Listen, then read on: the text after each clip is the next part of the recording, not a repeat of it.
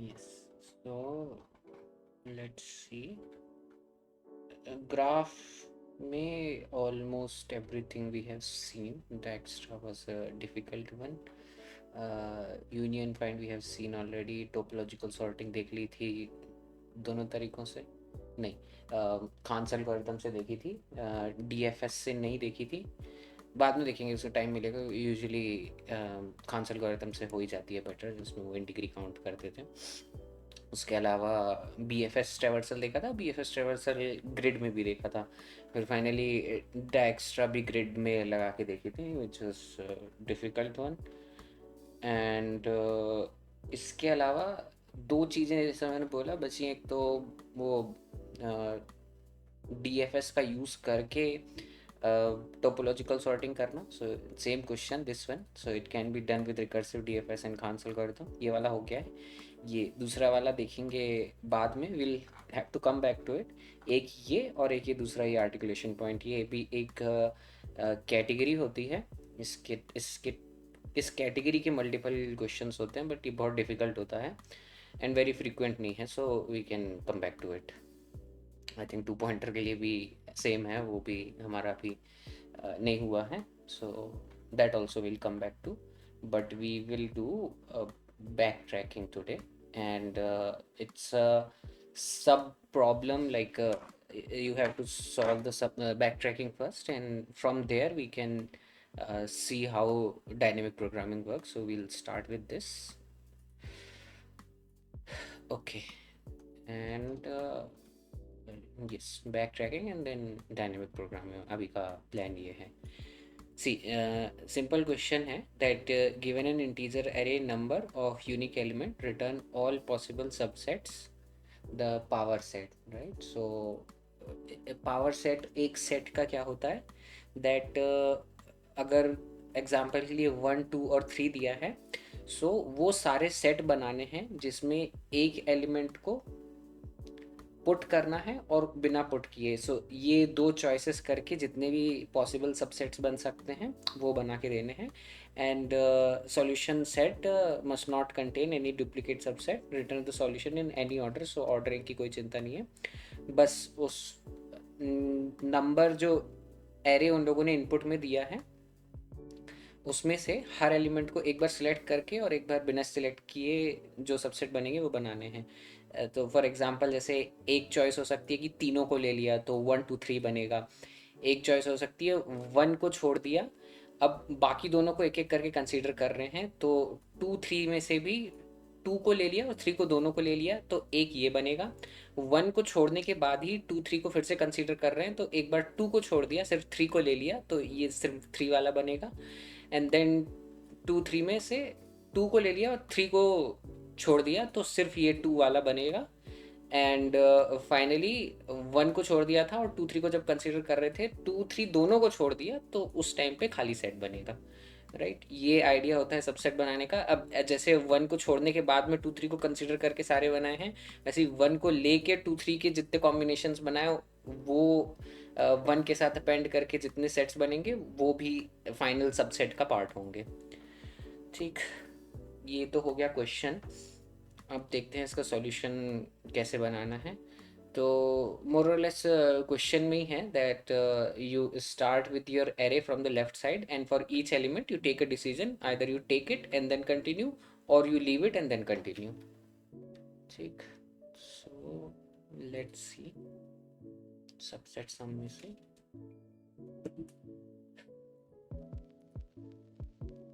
yes, this is also called inclusion exclusion। अब तो DP वाला आ गया,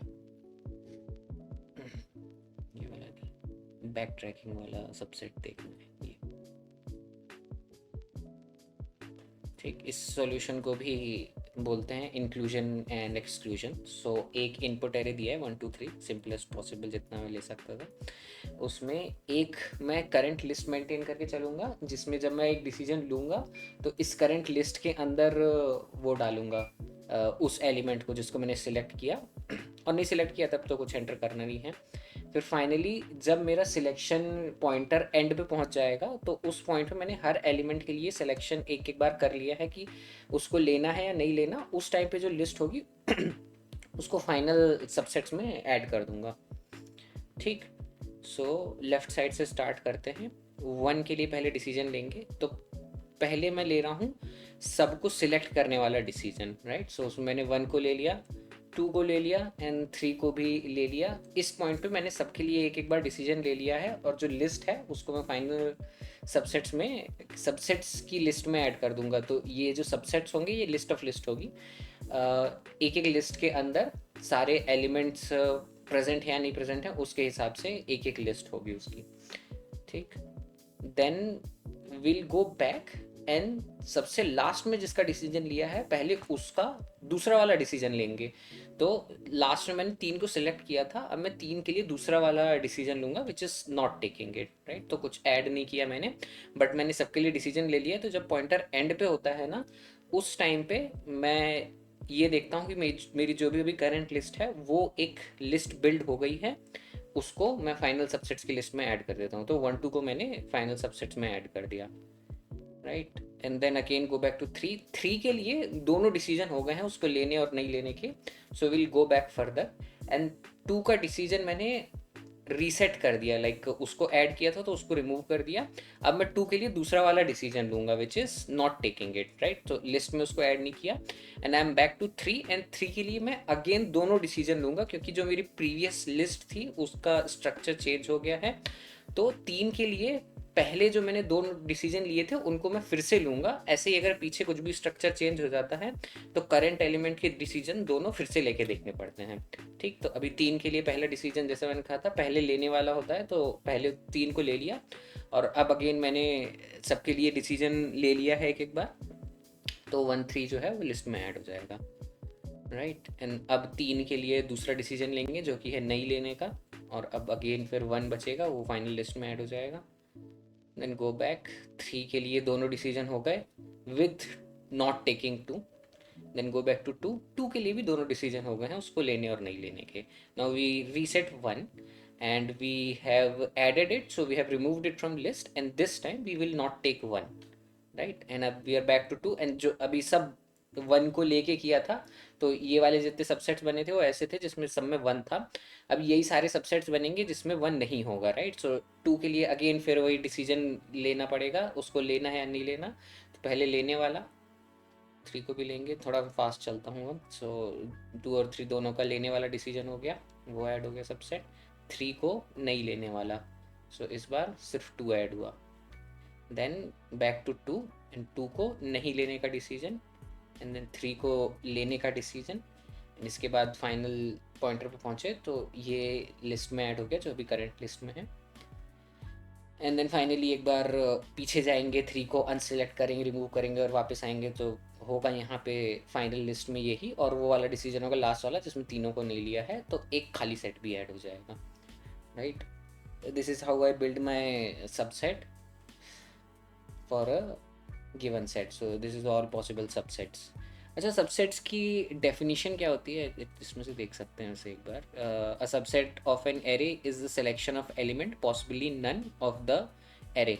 सो गिवन अ सेट, उसका सबसेट क्या होता है कि जितने एलिमेंट सेट में दिए हुए हैं उसमें से कुछ सिलेक्ट करने हैं and you can choose the number कितने select करने हैं and you can choose the element as well. You can choose all the element from that set and you can choose none as well. So that is also a subset.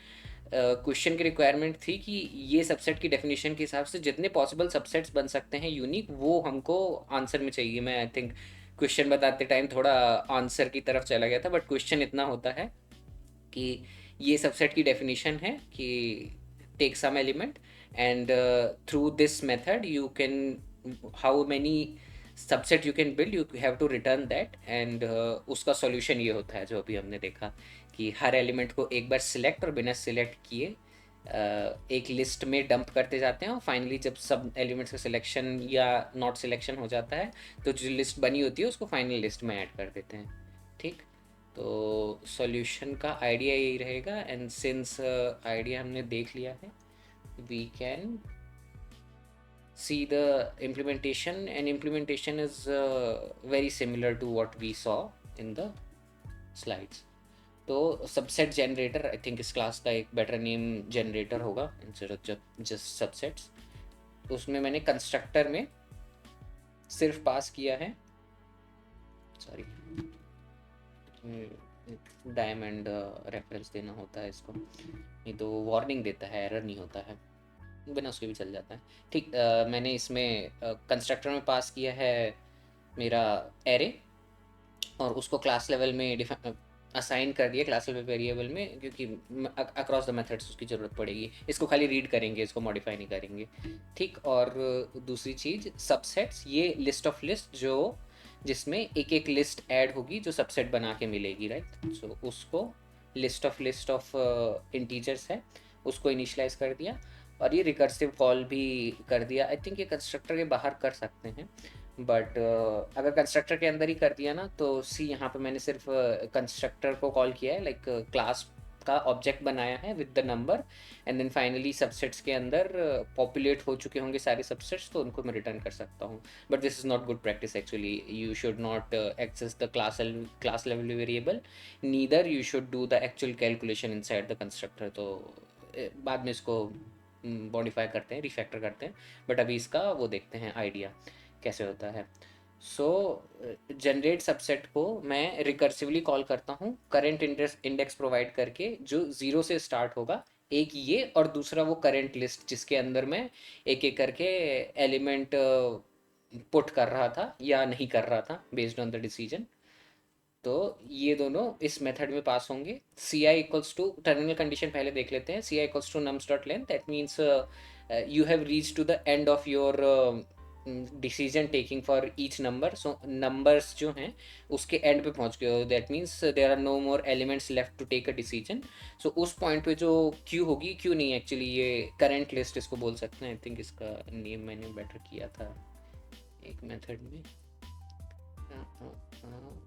ये वाले में देख सकते हैं। चलो ठीक है, करंट लिस्ट ही है जो वहाँ पे हमने स्लाइड्स में लिखी थी, क्यू लिखा है यहाँ पे, बट वो वही है, लिस्ट बनाई लिस्ट ही है एक्चुअली, अंदर उसका क्यू इम्प्लीमेंटेशन नहीं है। उसको मैं फाइनल अपने सबसेट जो है उसमें ऐड कर दूंगा। सो एक ट्रिकी पार्ट यहाँ पे, अगर मैं इसको ऐसे डायरेक्ट क्यू ऐड कर देता तो क्या प्रॉब्लम होती, ये क्यू की एक कॉपी नहीं बनाता, उसका सिर्फ रेफरेंस ऐड कर देता। ये थोड़ा सा implementation internal detail of Java and CPP है। तो उससे क्या होता है ना, क्यू में से मैं बार बार एलिमेंट ऐड और रिमूव कर रहा हूँ, तो सबसेट के अंदर जो क्यू ऐड हुई होती है उसमें से भी एलिमेंट ऐड और रिमूव हो जाते हैं, बट हमको वो नहीं चाहिए है। सो इफ़ यू सी यहाँ पे, यहाँ जहाँ मैं करंट लिस्ट बनाता हूँ उसमें मैं एलिमेंट्स को ऐड करता हूँ, और जो फाइनल सबसेट है उसमें एक कॉपी बनाता हूँ, क्योंकि ये जो करंट लिस्ट ओरिजिनल वाली है इसमें से मेरे को रिमूव करना है एलिमेंट। तो इसी का अगर मैं रेफरेंस सबसेट में डाल दूंगा तो वो ओरिजिनल वाली लिस्ट जो मैंने यहाँ ऐड करी थी वो भी मॉडिफाई हो जाएगी, विच आई डोंट वांट। सो इसलिए हर बार सबसेट में ऐड करते टाइम जो करंट लिस्ट है उसकी एक कॉपी बना के मैं उसमें सबसेट्स में ऐड करता हूँ। और कॉपी बनाने के लिए इन लोगों ने जावा में ये कंस्ट्रक्टर प्रोवाइड किया हुआ है, एक नई एरे लिस्ट बनाओ, उसके अंदर जो ओरिजिनल लिस्ट है जिसकी कॉपी आपको बनानी है वो कंस्ट्रक्टर में पास कर दो, तो एक नई कॉपी बन जाती है एरे लिस्ट की, क्लास की, लाइक उसके ऑब्जेक्ट की, with these values prefilled. I think ये हमने पहले भी देखा था एक बार जब हम क्यू बना रहे थे, बीएफएस कर रहे थे, तो सारे रॉटन ऑरेंजेस जहाँ स्टार्ट होते हैं उससे हमको इनिशियलाइज करना था क्यू को। तो instead of making a queue and copying each value one by one, we can directly put in the constructor. ठीक, और जब लास्ट में आ गए हो तो उसके बाद कोई डिसीजन टेकिंग नहीं होगी, तो just after adding you can return it. ठीक, अब ये तो हो गई terminal condition. Non terminal, that means see I is somewhere in the number. So for each number, as I said, you have to take two decision. One is that you add it in the queue and then recursively call for the rest of the element. जैसे मैंने 1 को पहले ले लिया था और 2 and 3 के लिए बाकी डिसीजन करने के लिए आगे छोड़ दिया था, which is this recursive call here, that is one. And then दूसरा डिसीजन ये होता है दैट उस क्यू में से, उस करंट लिस्ट में से you remove the element. So since मैंने उसको लास्ट में ऐड किया है, तो लास्ट वाला एलिमेंट अगर मैं रिमूव कर दूंगा तो वो एलिमेंट जो नम्स सी आई है वो रिमूव हो जाएगा, और उसके बाद again you call the rest of the rest of the elements जो बचे हैं उनके डिसीजन लेने के लिए। तो ci+1 से हर एलिमेंट का डिसीजन उसको लेना है या नहीं लेना है उसके लिए आगे कॉल कर देंगे। बट इस वाले कॉल में जो NUMS ऑफ CI है वो नहीं होगा, और ये वाले कॉल में क्यू के अंदर NUMS ऑफ CI होगा, राइट। थोड़ा सा रिफैक्टर करते हैं। अच्छा, इसको क्यू नहीं है, ये करेंट लिस्ट है एक, तो ये इसको मॉडिफाई कर सकते हैं। यस, नाम अच्छे होने चाहिए हमेशा, रीडेबल। एक तो ये, दूसरी चीज like it's a general rule कि आपकी जो मेथड्स होती हैं उसके नंबर ऑफ पैरामीटर्स जितने कम हो उतना बेटर रहता है। सो CI तो मेरे को चाहिए है, क्योंकि एक तो वो इंटीजर है, तो उसको मैं across the method call constant नहीं रख सकता, उसका रेफरेंस अपडेट नहीं होगा। बट जो करेंट लिस्ट है इसको मैं ऐड कर रहा हूँ हर मेथड के अंदर, बट इसका रेफरेंस एक ही है, लाइक ये मल्टीपल जनरेट नहीं हो रही है, एक ही करंट लिस्ट है जो रिकर्सिव कॉल में यहाँ पे पास हो रही है, और उसके अंदर मॉडिफिकेशन हो रहे हैं which is same as having it as a class level variable. So अगर, अच्छा पहले तो इसको रन करके देख लेते हैं, हर बार चेंज करने के बाद में बेटर होता है कि उसको रन करके देख लो। दूसरा इम्प्रूवमेंट मैं ये कर सकता हूँ कि इसको यहाँ से हटा दिया, इसको मैंने यहाँ पे लिख दिया as a class level variable, right. तो मेरे को यहाँ पे उसको इनिशियलाइज करना पड़ेगा, this dot current list equals to new array list, and अब मेरे को मेथड कॉल में पास करने की ज़रूरत नहीं है, एक तो ये, दूसरा यहाँ पे भी पास करने की ज़रूरत नहीं है। तो अब ये दोनों मेथड कॉल सेम दिख रहे हैं, बट करेंट लिस्ट चेंज हो रही है। तो वैसे तो वो पहले भी सेम ही दिख रही थी, बट अब उसको पास करने की ज़रूरत नहीं है, ठीक। Yes, so that also works if I submit it. Yeah, so it's work for larger test cases as well.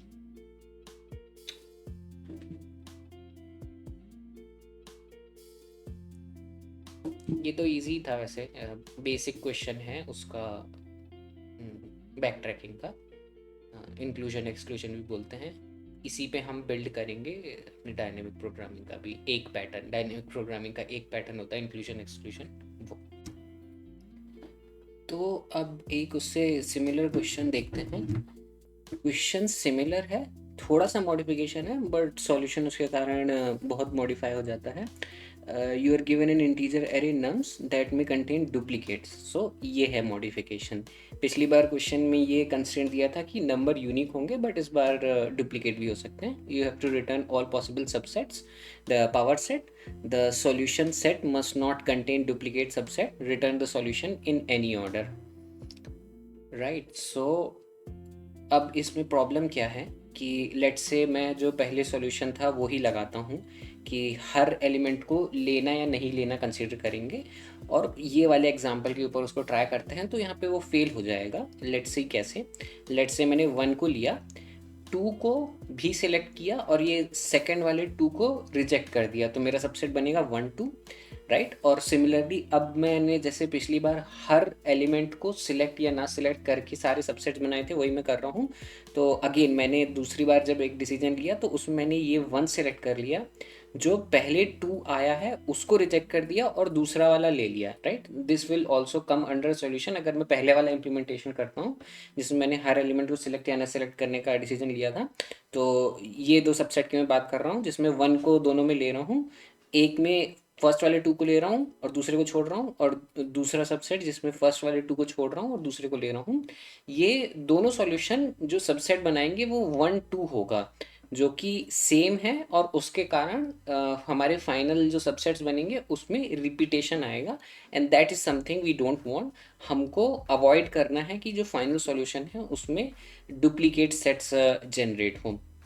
तो मोस्ट एफिशिएंट सॉल्यूशन इसके लिए ये होगा कि हर एलिमेंट को पहले जब मैं सबसेट के लिए कंसीडर कर रहा था तो उसके 2 ही डिसीजन लेता था कि या तो उसको लेंगे या नहीं लेंगे, बट इस केस में उसको थोड़ा सा मॉडिफाई कर दूंगा, हर एलिमेंट जो सेम है उसको एज अ ग्रुप कंसिडर करूँगा। एनीवे सेट्स हैं और उसके सबसेट्स बना रहे हैं तो उसमें ऑर्डरिंग तो मैटर करती नहीं है। तो हर एलिमेंट जो सेम है, दैट मीन्स सेम एलिमेंट जहाँ जहाँ पे भी आया सेट में, उसकी टोटल फ्रीक्वेंसी काउंट करके रख लेंगे। दैट मीन्स एक एलिमेंट x है, वो अगर मेन सेट जिसके सबसेट बना रहे हैं उसमें 5 बार आया है तो वो 5 फ्रीक्वेंसी काउंट करके रखेंगे। अब उसके ऊपर डिसीजन ऐसा नहीं लेंगे कि 5 को कौन से वाले 5 लेने हैं या नहीं लेने हैं। एक सिमिलर नंबर जितनी भी बार आया है, लेट्स से एक नंबर है x और वो आया है 5 बार, तो उसके ऊपर डिसीजन ऐसे लिया जाएगा कि वो या तो फाइनल सबसेट में 0 बार होगा, या 1 बार होगा, 2 बार होगा, 3 बार होगा, 4 बार होगा, या 5 बार होगा। और जो वो 4 बार या 5 बार होगा, वो कौन सा 5 लिया है मेन सेट में से वो मैटर नहीं करता, क्योंकि पहले 2 लो या बाद के 2 लो ऑर्डरिंग कुछ होती नहीं है। तो इसीलिए सेम नंबर जो डुप्लीकेटेड है उसके ऊपर डिसीजन खाली इतना लिया जाएगा कि उसको फाइनल सबसेट्स में कितनी बार लेना है, ना कि कौन से लेने हैं। ठीक, तो उसके कारण क्या यहाँ पे डिफरेंस आएगा, थोड़ा सा मॉडिफाई हो जाता है उसके कारण। अब पहले तो मेरे को हर एक एलिमेंट को सिर्फ एक बार ऐड करना था और बिना ऐड किए रिकर्सिव कॉल करना था। बट इस बार मेरे को मेंटेन करके रखना पड़ेगा कि वो एलिमेंट कितनी बार आया है, और हर possible number, so let's say एक नंबर एक्स टाइम आया है तो मेरे को उसके ऊपर डिसीजन ऐसा लेना पड़ेगा कि उसको 0 बार ऐड करके सेट बनाऊँ, 1 बार, 2 बार, x-1 times, and then finally x time add करके बाकी के सबसेट्स बनाऊँ सारे। तो उसके लिए मेरे को फ्रीक्वेंसी मेंटेन करके रखनी पड़ेगी, और उसको हैश मैप में यहाँ मेंटेन करने से बेटर है कि एक सेपरेट क्लास बना लो जिसको मैं यूजुअली अवेलेबल ब्लैक बॉक्स बोलता हूँ। सो वही नाम मैंने रखा है यहाँ पे। इसी क्लास को पहले देखते हैं। बट जस्ट एक चीज़ कि उन्होंने नंबर इनपुट दिया था, तो जैसे मेरे को नंबर इनपुट मिला उससे मैंने वो अवेलेबल बॉक्स बना लिया, और फिर नंबर की दोबारा ज़रूरत नहीं पड़ेगी। इस अवेलेबल बॉक्स के अंदर ही अपन चेक करते रहेंगे कि कौन सा नंबर कितनी बार आया हुआ है। और ये सबसेट्स और करंट लिस्ट तो सेम पहले जैसा ही है कि सबसेट्स में फाइनली लिस्ट सबसेट्स बना बना के ऐड करेंगे, और करंट लिस्ट के अंदर एक नंबर का डिसीजन ऐड या रिमूव करने का लेते रहेंगे। ठीक, इसको देखेंगे 2 मिनट में। पहले अवेलेबल बॉक्स देखते हैं। तो अवेलेबल बॉक्स का इम्प्लीमेंटेशन यहाँ पे सिर्फ वही चाहिए ना मेरे को, नंबर काउंटर मीन्स एक नंबर जो कि उसकी वैल्यू है किसी भी नंबर की जो इंटीजर में आया हुआ है, और उसकी फ्रीक्वेंसी। तो नंबर और काउंटर ये दोनों चीज़ें चाहिए हैं मेरे को खाली। ठीक, तो उसकी मैंने लिस्ट बना के रख ली। अब इस लिस्ट के अंदर सारे यूनिक नंबर होंगे और उनकी फ्रीक्वेंसी काउंट होगा, और वो भी एक ऑर्डर में, दैट मीन्स ith इंडेक्स पे अपन एक्सेस कर सकते हैं। इसके अलावा अगर मेरे को ये जानना है कि टोटल कितने यूनिक नंबर हैं, वो भी मैं काउंटर लिस्ट डॉट साइज से वैसे फेच कर सकता हूँ। आई थिंक इस वाले क्वेश्चन में वो ज़रूरत भी पड़ेगी, बट उससे पहले लेट्स सी कि इसको कंस्ट्रक्ट कैसे करते हैं। वैसे फ्रीक्वेंसी काउंट करने का हमने बहुत बार देखा हुआ है। एक मैप बनाते हैं जिसमें की होती है नंबर और वैल्यू होती है उसकी फ्रीक्वेंसी। जहाँ नया नया नंबर आता जाता है वो पुरानी वाली फ्रीक्वेंसी फैच करके उसको एक इंक्रीमेंट करके वापस मैप में डंप कर देते हैं। सेम ही आइडिया है। जस्ट पहले उसको मैप बनाएंगे, बाद में उसको लिस्ट में कन्वर्ट कर देंगे। तो पहले जहाँ मैप बनाएंगे वहाँ पे 0 से लेके फुल लेंथ तक इटरेट करेंगे, ओल्ड फ्रीक्वेंसी निकालेंगे काउंटर मैप में से गेट और डिफ़ॉल्ट करके करंट नंबर की, अगर वो नहीं अवेलेबल है मीन्स अभी तक नहीं आया तो उसकी फ्रीक्वेंसी 0, एंड देन वापस मैप के अंदर पुट कर देंगे उसी सेम नंबर को, बट इस बार फ्रीक्वेंसी एक ज़्यादा क्योंकि वो नंबर एक बार और आ गया है। एंड देन फाइनली इस मैप को कन्वर्ट करना है लिस्ट में। तो मैप के ऊपर इटरेट करने के लिए you can do map dot entry set, it will give a entry of की एंड वैल्यू। सो इसमें अगेन की होगी नंबर एंड वैल्यू होगी frequency. So given that key and value, I can create a object of the number counter जहाँ पे मैंने पहली चीज़ number है उसमें ये की डाली है मैप की, which is the value of the actual number, and the value is the frequency of that number. उसका ऑब्जेक्ट बनाया, उसको करंट लिस्ट में ऐड कर दिया, तो फाइनली मेरी करंट लिस्ट जो है, जो क्लास लेवल वेरिएबल है या क्रॉस द क्लास एक्सेसिबल होगी, इसके अंदर नंबर और उसकी फ्रीक्वेंसी अवेलेबल होगा। That's it. तो मेरे को कोई सा भी नंबर, अब मेरे को कोई सा भी नंबर नहीं चाहिए, मेरे को एक एक यूनिक नंबर पे एक एक करके इटरेट करना है कि सबसे पहले जो भी यूनिक नंबर आया वो उसका कितनी फ्रीक्वेंसी थी वो एक बार मैंने कंसिडर कर लिया। अब देन नेक्स्ट ये यूनिक नंबर उसको मैं एक एक करके कंसिडर करूँगा, इसलिए इंडेक्स से फैच किया है।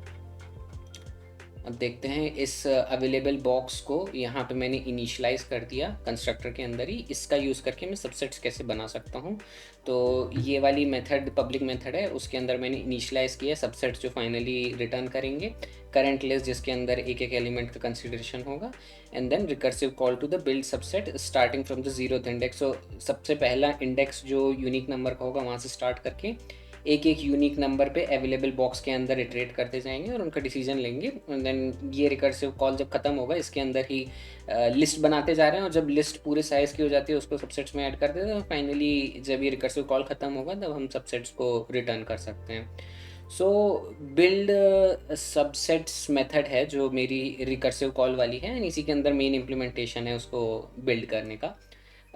टर्मिनल कंडीशन देख सकते हैं। सो box size next unique number, that means next unique number is the index जहाँ पे मेरे को अपना next number fetch करना है बॉक्स में से।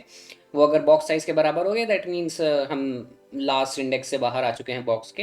दैट मीन्स सारे नंबर्स को कंसीडर किया जा चुका है एक बार, तो वहाँ पे जो भी सबसेट बना है उसको फाइनल सबसेट्स में ऐड कर दिया करंट लिस्ट के अंदर। सो अगेन एरे लिस्ट का जो कंस्ट्रक्टर होता है उसके अंदर एक लिस्ट पास करेंगे तो उसकी कॉपी बना के एक नई एरे लिस्ट बनाएगा। तो ये तो हो गई टर्मिनल कंडीशन।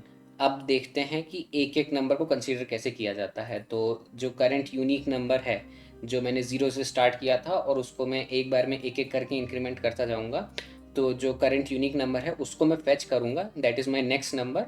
और उसके अंदर मेरे को दो चीज़ें मिलेंगी, एक तो नंबर की वैल्यू और दूसरा उसकी फ्रीक्वेंसी जो यहाँ पे काउंटर में है। आई थिंक यहाँ पे मैंने काउंटर नाम लिखा था क्लास के अंदर इसीलिए। तो counter is the frequency of that number. तो जैसा मैंने बोला था कि हर नंबर के लिए डिसीजन ये नहीं लेना कि उसको लें या ना लें, उसके लिए लेना उसको कितनी बार लें। तो जितनी भी बार आता है ज़ीरो से लेके काउंटर तक उतनी बार उसको ऐड कर करके मैं रिकर्सिव कॉल करूँगा नेक्स्ट यूनिक नंबर के लिए। सो ये काउंटर बार आया तो लेट्स से उसकी फ्रीक्वेंसी थी x, तो ये यहाँ पे ये वाली मेथड उसको एक बार ऐड करेगी, देन रिमूव नहीं किया अभी तक एक बार भी, फिर दो बार तीन बार ऐसे x टाइम ऐड करके हर बार ऐड करने के बाद में बचे हुए नंबर के ऊपर यही सेम डिसीजन लेने के लिए कॉल कर दिया जाएगा आगे रिकर्सिव कॉल। और हर डिसीजन के साथ लाइक एक से लेके x तक बार उसको करंट लिस्ट में ऐड करके बची हुई नंबर्स के लिए रिकर्सिव कॉल कर दिया जाएगा। तो बाकी के जो बचे हुए यूनिक नंबर हैं उनके साथ भी सेम डिसीजन लिया जाएगा। अब ये सब हो गया, एक से लेके x बार तक उसको ऐड करके लिस्ट में ऐड कर दिया। अब मैं वो जितने भी ऐड हुए हैं, तो क्योंकि मैंने एक बार ऐड किया है हर फ्रीक्वेंसी के लिए, तो अभी तक वो फ्रीक्वेंसी टाइम्स ऐड हो चुका है लिस्ट में। तो लिस्ट के अंदर से लास्ट जो के नंबर है उनको रिमूव कर दिया, तो जो करंट नंबर है वो कम्प्लीटली रिमूव हो जाएगा लिस्ट में से। तो उसके बाद जो कॉल होगा that will be with the decision कि करंट नंबर को 0 टाइम्स लिया हुआ है। और आगे की जो बची हुई लिस्ट है अगेन उसके ऊपर सारे डिसीजन लेके बची हुई लिस्ट को बनाएंगे, तो उससे सारे सबसेट्स एक एक करके कंसिडर हो जाएंगे। रिमूव लास्ट के एलिमेंट की सिंपल मेथड है, जो करंट लिस्ट है उसमें से लास्ट एलिमेंट रिमूव कर दो के टाइम्स, तो लास्ट के एलिमेंट्स रिमूव हो जाएंगे। Slightly difficult implementation from the previous one, but ये idea of available black box का काफ़ी अच्छा है बैक ट्रैकिंग में, और आई थिंक बिट मास्क में भी ये यूज़ हो जाता है। अपने जो कैलकुलेशंस हैं जो ज़्यादा कॉम्प्लिकेटेड होंगे या ज़्यादा लेंदी होंगे उनको डेलीगेट करना एक सेपरेट क्लास में is always a better idea. ठीक, now let's see another question which is given a collection of numbers num that might contain duplicate, return all possible unique permutation in any order। So unique मतलब अगर 1 1 दिया है तो 1 1 को swap करके वापस 1 1 2 बनेगा, वो नहीं चाहिए है, यूनिक परम्यूटेशंस चाहिए हैं खाली। एंड परम्यूटेशंस मतलब क्या होता है, एक नंबर को जिस जिस और एक सेट ऑफ नंबर को जिस जिस ऑर्डर में लिख सकते हो। सो 1 2 3 के लिए 1 2 3 हो सकते हैं, 1 3 2 हो सकते हैं, 2 1 3 हो सकते हैं, ये परम्यूटेशन होते हैं उसके। तो इस बार जो डिसीजन टाइप रहेगा वो ऐसा नहीं रहेगा किसी नंबर को लूँ या ना लूँ, डिसीजन ऐसा रहेगा कि उसको कौन सी पोजीशन पे रखना है, right? Based on that we will build our final permutations. एक चीज़ यहाँ पे नोटिस कर सकते हैं कि इसी वाले एग्जाम्पल से यू सी कि एक तरीका बनाने का ये है कि आप एक नंबर को उसकी लोकेशन पे फिक्स कर दो। तो 1 को मैंने फिक्स कर दिया, अब बचे हुए नंबर पे अगेन परम्यूटेशन कॉल करो और उनको भी एक नंबर को पिक करो, उसको फिक्स कर दो लोकेशन पे, एंड देन फिर बचे हुए को रिकर्सिव कॉल करो। तो इस तरह कर करके जितने भी ऑर्डरिंग बनेंगी वही मेरे फाइनल परम्यूटेशन होंगे। सो फॉर एग्जांपल 1 को मैंने फिक्स कर दिया पहली लोकेशन पे, 2 3 के परम्यूटेशन बनाओ। सो 2 3 के परम्यूटेशन 2 3 हो सकते हैं, 3 2 हो सकते हैं, right? So this is how we will have our sub problem कि एक नंबर को फिक्स करके बचे हुए नंबर को परम्यूटेशन जनरेट करो, एंड जितने भी बनेंगे उन सब के साथ में 1 पहली पोजीशन पे अपेंड होके एक सेट ऑफ परम्यूटेशन बनाएगा। इसी तरह कोई दूसरा नंबर पिक करो, उसको फर्स्ट पोजीशन फिक्स कर दो, एंड देन जो बचे हुए नंबर है 1 3, सो 2 को पिक किया पहली पोजीशन पे, 1 3 बचे, 1 3 के परम्यूटेशन। सो 2 यहाँ पे पहली पोजीशन पे फिक्स है, 1 3 के परम्यूटेशन हुए 1 3 एंड 3 1। सो उनमें 2 अपेंड होके आगे एक और सबसेट बनाएगा। ऐसे ही 3 के लिए भी करेंगे। यही हमारा जनरल सॉल्यूशन का आइडिया होगा कि हम एक नंबर को फिक्स कर देंगे, बचे हुए नंबर्स के लिए रिकर्सिव कॉल करेंगे। So let's see it with some animation and we can see a story as well इस वाले के लिए। लेट्स से ये एग्जांपल है मेरे पास, तो ये परम्यूटेशंस ही बना रहा हूँ। आई थिंक मैंने यहाँ पे सबसेट्स लिखा है, बट ये परम्यूटेशंस ही हैं जो जनरेट हो रहे हैं। एग्जांपल ये है कि इनपुट एरे दिया है 1 2 3 और उसके सारे परम्यूटेशंस बनाने हैं। तो सिमिलर टू लास्ट टाइम दो चीज़ें तो मेरी रहेंगी, एक करंट लिस्ट जिसके अंदर मैं ऑर्डरिंग डिफाइन कर करके डंप करता जाऊँगा, और जब करंट लिस्ट पूरी बिल्ड हो जाएगी तो उसको एक लिस्ट ऑफ लिस्ट रहेगी जो मेरे फाइनल आंसर रहेगी, जो कि रहेगी परम्यूटेशन की। तो जब एक लिस्ट पूरी बिल्ड हो जाएगी उसको फाइनल परम्यूटेशन में ऐड कर दूंगा, एंड देन दूसरी लिस्ट के लिए कंसीडर करना स्टार्ट करूँगा। तो इसके लिए हम एक स्टोरी ऐसे देख सकते हैं। लेट्स से मेरे पास एक ऑर्डर्ड केस है। केस मीन्स बॉक्स है जिसमें नंबर्स या फिर कह सकते हैं बॉल्स रखी हैं जो ऑर्डर में हैं। सो ऑर्डर होना इंपॉर्टेंट है। दैट मीन्स जिस भी पर्सन के पास में वो बॉक्स आएगा वो लेफ्ट से राइट देखना ही स्टार्ट करेगा बॉक्स में। और इनिशियली जो मेरा बॉक्स है उसके अंदर मेरी बॉल्स रखी हैं 1 2 3 इन ऑर्डर। जिस भी पर्सन के पास आएगा वो सबसे पहले 1 को देख के उसको कंसीडर करेगा। और रूम में 4 लोग खड़े हैं। फर्स्ट पर्सन का काम है फाइनल लिस्ट में फर्स्ट पोजीशन पे नंबर ऐड करना, सेकंड पर्सन का काम है सेकंड पोजीशन पे नंबर को ऐड करना, एंड थर्ड पर्सन का काम है थर्ड पोजीशन पे नंबर को या बॉल को ऐड करना। सो अब हम स्टार्ट करते हैं स्टार्टिंग से। फर्स्ट पर्सन के पास में अभी बॉक्स है। उसने 1 2 3 तीनों बॉल्स उसके सामने रखी हुई हैं बॉक्स के अंदर। वो डिसीजन नहीं ले सकता कि मेरे को क्या पिक करना है, वो ऑर्डर में ही चलेगा। तो सबसे पहले 1 ही पिक करेगा और फर्स्ट पोजीशन पे उसको प्लेस कर देगा, right? So that is for person 1। He place the first ball on the first position. उसका काम खाली इतना है कि वो फर्स्ट पोजीशन पे बॉल को प्लेस कर सकता है।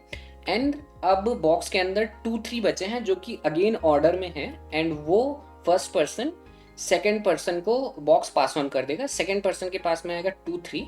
He can not make a decision कि उसको 2 लेना है या 3 लेना है, वो ऑर्डर में ही चलेगा। तो वो पहले 2 को ही पिक करेगा second person. And one more thing, first person के पास जितने ऑप्शन थे वो उसने ऑल्दो ऑर्डर में चलना स्टार्ट किया था, वो अपना ऑर्डर पूरा कंप्लीट करेगा। दैट मीन्स अभी उसने 1 पिक किया, जब उसके पास केस वापस आएगा तो वो 1 को वापस रख के 2 को पिक करेगा पहली पोजीशन पे रखने के लिए, एंड देन अगेन 2 को पास ऑन कर देगा, जिस पे अभी हम चलेंगे। बट अभी हम देखते हैं कि 1 ने 1 नंबर वाली बॉल को फर्स्ट लोकेशन पे प्लेस कर दिया था, एंड 2 3 बॉक्स में छोड़ के सेकेंड पर्सन को पास ऑन कर दिए थे। Second person, although also again he doesn't have any decision, he will pick in sequence the second number, place it in the second location, and then give the box with only one ball left, which is 3, to the third person.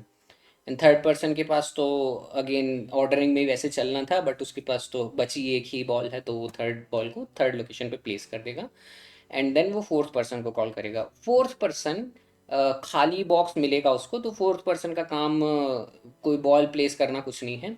वो खाली इतना देखता है कि जब उसके पास box आता है और लिस्ट पूरी फुल हो गई होती है, तो वो फाइनल लिस्ट के अंदर करंट लिस्ट की एक कॉपी बना के प्लेस कर देता है, नॉट द एक्चुअल बॉल्स को प्लेस कर देता है। बल्कि ऐसा बोल सकते हैं कि बॉल्स जिस ऑर्डर में टेबल पे रखी होती हैं उनको नोट करके रख लेता है अपने पास में। तो 1 2 3 एक ऑर्डरिंग सेव होके रख जाएगी, and that was done by the fourth person. और फोर्थ पर्सन देन रिटर्न कर देता है पर्सन 3 को। पर्सन 3 ने क्या किया था, उसने थर्ड बॉल को पिक किया था और टेबल पे रखा था, तो वो अपनी बॉल वापस निकाल लेगा और चेक करेगा कि अभी केस में अगर कुछ और लेफ्ट है तो टेबल पे रखूं, बट कुछ लेफ्ट है नहीं, तो उसका काम भी हो गया। वो पर्सन 2 को बॉक्स वापस कर देगा with third ball on the box. तो सेकंड पर्सन क्या करेगा, उसने सेकंड बॉल प्लेस करी थी टेबल पे सेकंड पोजीशन पे, उसको वापस ले लेगा और इस बार वो थर्ड बॉल को सेकंड पोजीशन पे पुट करेगा। सो सेकंड पर्सन का काम था सेकंड पोजीशन पे बॉल्स को पुट करना, तो उसने 2 रख के देख ली, अब वो थर्ड रख के देखेगा और वो सीक्वेंस में ही चलेगा, इसी सीक्वेंस में जो बॉक्स में बॉल रखी हुई हैं। सो सेकंड पर्सन ने थर्ड बॉल पिक करी, सेकंड पोजीशन पे रखी और बची हुई जो एक बॉल थी जो कि थी सेकंड, वो थर्ड पर्सन को दे दी। थर्ड पर्सन भी वैसे ऑर्डरिंग में ही चलता है, लेफ्ट से राइट जाता है, बट उसको हमेशा एक ही बॉल मिलती है, तो इस बार उसको सेकंड मिली, उसने वो रख दी और फोर्थ पर्सन को कॉल किया। फोर्थ पर्सन का काम सिंपल है, नोट करके रख लो जो भी अभी टेबल पे बॉल्स जिस ऑर्डर में है, तो 1 3 2 भी नोट हो गया। ठीक, अब थर्ड पर्सन को 2 मिला था, उसने वो वापस निकाल के बॉक्स में रख दिया। थर्ड रखने का ट्राई किया बट वो 2 पहले ही रख चुका है, तो अब थर्ड पर्सन को और कुछ नहीं मिला। सेकंड पर्सन ने 2 को और 3 को रखना कंसीडर कर लिया है, तो अब वो 3 को निकाल लेगा और आगे जाके ट्राई करेगा, बट उसको कुछ नहीं मिलेगा, तो फर्स्ट पर्सन को वापस कर देगा with 2 and third ball in the bag. First person के पास बैग वापस आ चुका है, उसने 1 को पहली पोजीशन पे रखना कंसीडर किया था और अब उसको बैग वापस मिल गया है, उसमें 2 3 बॉल्स अवेलेबल हैं। तो 1 पहले तो अपना पुट किया हुआ बॉल फर्स्ट पोजीशन का वापस बैग में डालेगा या बॉक्स में डालेगा और उसी ऑर्डर में चलेगा जिसमें बॉक्स में बॉल रखी हैं, और इस बार वो 2 को पिक करके पहली पोजीशन पे रखेगा, एंड देन बची हुई जो बॉल्स हैं 1 3 जो कि अगेन ऑर्डर में है, वो सेकंड पर्सन को पास कर देगा। सेकंड पर्सन के पास इस बार बॉक्स आएगा तो 1 3 अवेलेबल रहेंगी, वो भी ऑर्डर में ही है, तो वो उसको ऑर्डर में ही चलना पड़ेगा, वो खुद से डिसाइड नहीं कर सकता कि 1 लेना या 3। 1 अगर अवेलेबल है तो वो मिनिमम वाली ही पिक करेगा। क्वेश्चन में वैसे ये स्पेसिफाई नहीं किया कि सॉर्टेड ऑर्डर में ही इनपुट दिया रहेगा, तो जिस भी ऑर्डर में दिया है उसी ऑर्डर में पिक करना है। अगर 3 पहले दिया तो 3 पहले पिक करना है, बट क्वेश्चन में उन्होंने ऐसे ये दिया है कि हम सॉर्टेड नहीं देंगे, बट आपको फाइनल आंसर सॉर्टेड देना है, तो फिर जो गिवन क्वेश्चन उसको सॉर्ट कर दो, तो फाइनल जो लिस्ट बनेगी वो लेक्सियोग्राफिकली सॉर्टेड ही बनेगी। अगर क्वेश्चन में ये दिया होता कि जिस ऑर्डर में हम दे रहे हैं उसी ऑर्डर में आपको सबसेट्स बना के देने, परम्यूटेशंस बना के देने हैं, तो बिना सॉर्ट किए जो ये आइडिया चल रहा है कि लेफ़्ट साइड से जो भी सबसे पहले अवेलेबल है उसको पिक करो, तो वो भी कर सकते थे, उसमें जस्ट गिवन इनपुट को सॉर्ट नहीं करते। सेकंड पर्सन के पास जब बैग आया, 1 उसको अवेलेबल दिखा, उसने वो ले लिया और अब bag with only 3 left, third ball left, third person को पास कर दिया। थर्ड पर्सन थर्ड बॉल देखेगा, वो पुट कर देगा, फोर्थ को पास करेगा, फोर्थ इसको कॉपी कर लेगा, and then I will go little faster. 3 वापस अपनी बॉल निकाल लेगा, सेकंड पर्सन ने 1 रखा था वो वापस निकाल लेगा। सेकंड पर्सन के पास एक ऑप्शन और रहता है, फर्स्ट पर्सन के पास 3 ऑप्शन थे, सेकंड के पास हमेशा 2 आते हैं, थर्ड पर्सन के पास हमेशा एक ऑप्शन आता है, और फोर्थ पर्सन तो खाली कॉपी करने का काम करता है। सेकंड पर्सन ने दूसरा ऑप्शन अपना पहले कंसीडर किया, सो थर्ड बॉल को सेकंड पोजीशन पे पुट किया और थर्ड पर्सन को बॉक्स दिया जिसमें अभी सिर्फ एक बॉल रखी हुई है, फर्स्ट नंबर वाली, उसने वो पिक करी और अब एक और परम्यूटेशन 2 3 1 भी बन गया। देन थर्ड पर्सन ने अपनी निकाल ली, सेकंड पर्सन को वापस देगा, वो अपनी थर्ड बॉल वापस बैग में डाल लेगा और ये सेकंड पर्सन का काम भी हो गया। अब फर्स्ट पर्सन का, इसका हमेशा इंटरेस्टिंग रहता है, उसने पहले 1 कंसीडर किया था पहली लोकेशन पे पुट करना, फिर 2 पहली लोकेशन पे पुट करके 1 3 दिए थे सेकंड पर्सन को, वो अपना सेकंड बॉल टेबल पे से उठा के बैग में डालेगा और इस बार वो थर्ड को पहली पोजीशन पे रखने को कंसीडर करेगा। तो उससे अगेन वही सब 1-2 पास होगा, सेकंड पर्सन को वो पहले एक को फिर दो को पिक करने का कंसीडर करेगा। फिर से वो सब देखने की ज़रूरत नहीं है।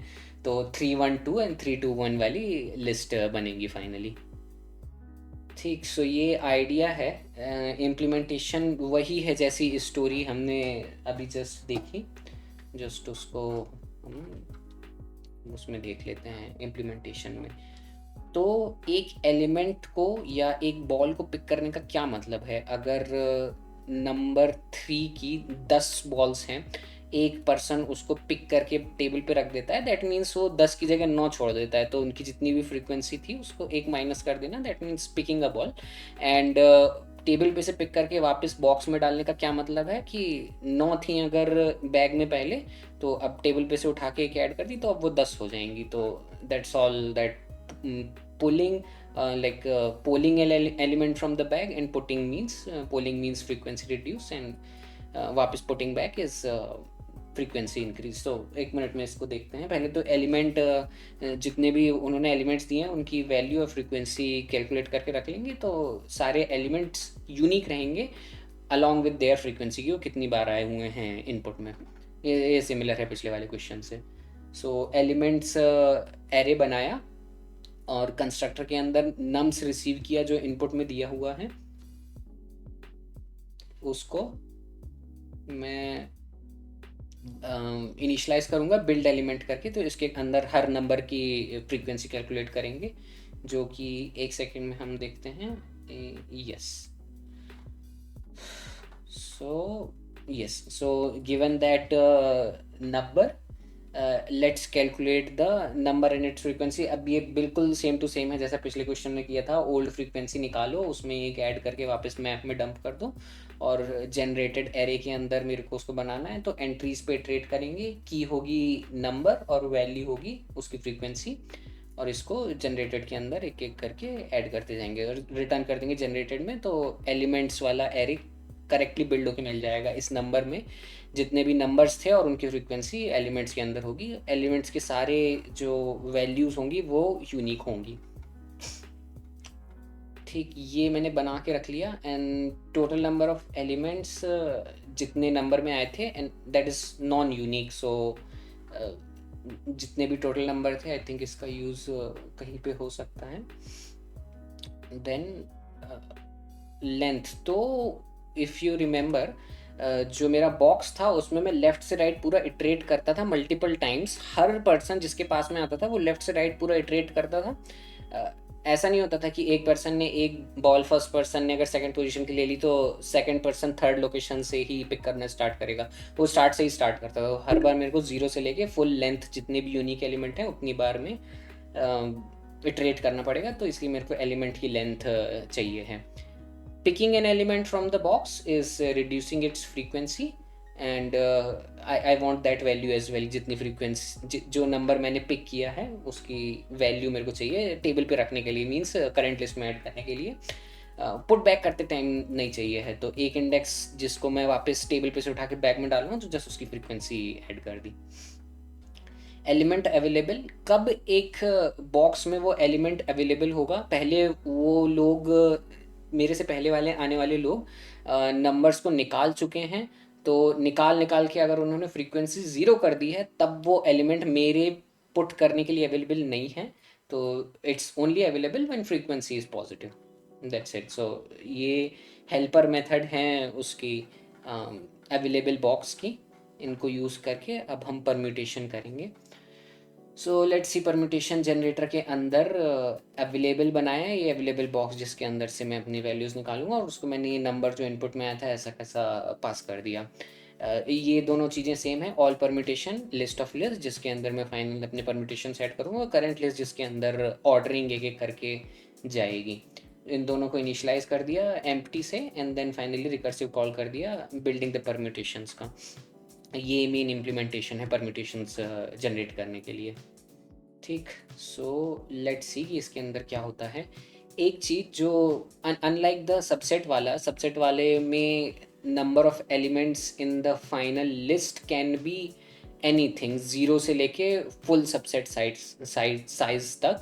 बट इस वाले केस में जहाँ परम्यूटेशन बनाने हैं तो करंट लिस्ट का साइज जब सारे नंबर्स के बराबर हो जाता है, सिर्फ उसी पॉइंट पे मैं फाइनल लिस्ट में ऐड करता हूँ। तो ये चेक मैं ऐसे कर सकता हूँ कि जब मेरी करंट लिस्ट का साइज टोटल नंबर्स के बराबर हो, और इसके लिए मैंने टोटल नंबर सेव करके रखे थे कि not unique, actual total size कितना था इनपुट का वो ये टोटल एलिमेंट्स रिप्रेजेंट करता है, and that is equals two numbers dot length. और इसको मैं इस मेथड में रख रहा हूँ। तो वैसे ये naming is not very good, बल्कि इनका नाम ऐसा होना चाहिए, आपने अवेलेबल बॉक्स बनाया है सो गेट टोटल नंबर, और length means get unique count, ये भी नंबर्स काउंट।